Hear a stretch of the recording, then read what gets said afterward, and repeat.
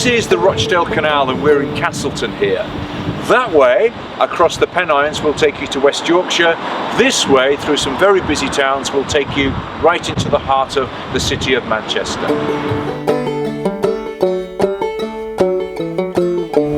This section is Castleton, and this is where we've focused our project, Tales from the Towpath, working with 3 local primary schools, Castleton Primary, St Edward's and St Gabriel's, with help from staff at the Canal and River Trust. Looking around, we not only have history of the Industrial Revolution and the cotton industry, but a history of modern transport too.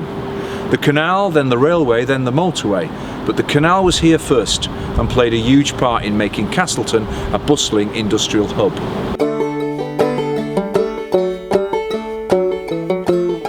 This is Arrow Mill, and you can see even now the mill and the chimney particularly towers over us. You can only imagine what it looked like years and years ago when people weren't used to buildings as big as this.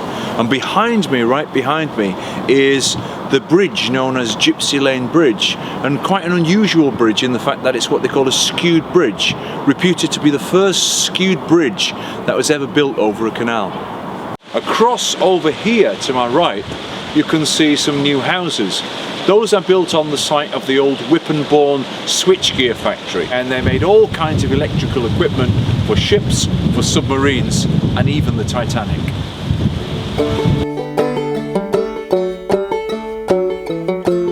The children and their teachers have produced a huge amount of work, from creative writing, historical research, and even raps.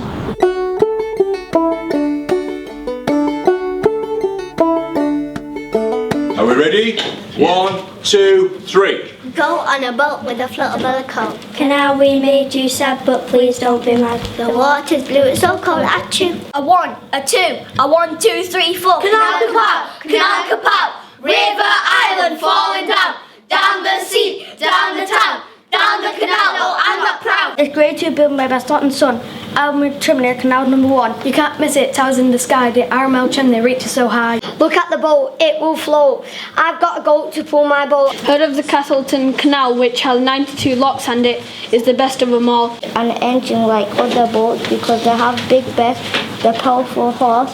She is brown and white. The towpath is probably the easiest walking route through the Pennines. Its locks are very wide enough to allow a boat of 14 feet. It's been a fantastic project to be a part of, really.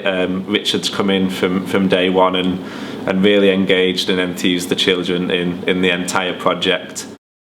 I think what's been really interesting is when Richard first came in, many of our children, despite being a stone's throw away from the canal, had never actually been. So it's been really valuable for them to see even their local area, to connect with the local area and with the community. The writing that they produced throughout has been fantastic. Their research skills are superb as well. They found out some really interesting facts that neither I nor Richard knew of.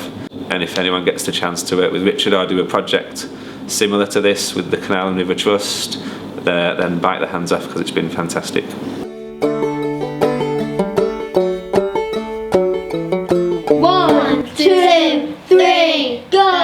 In 1794, we came to open the door. It looked so beautiful, now it looks so poor.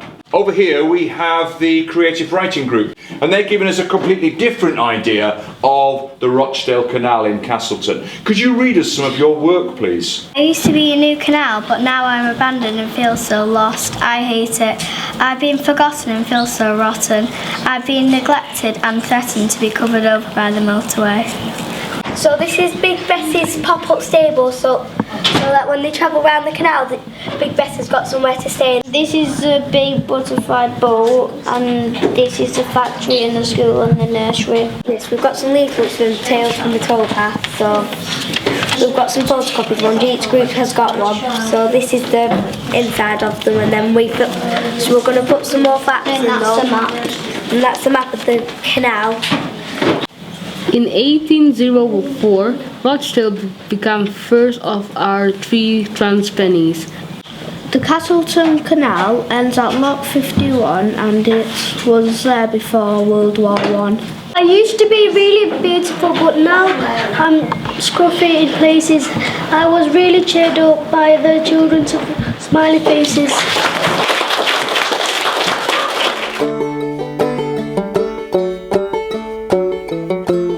At St Edward's, the children have thoroughly enjoyed learning about the canal from its conception back in the 1800s, the impact it had on the subsequent building of Castleton as a town, to its closure and the impact that had.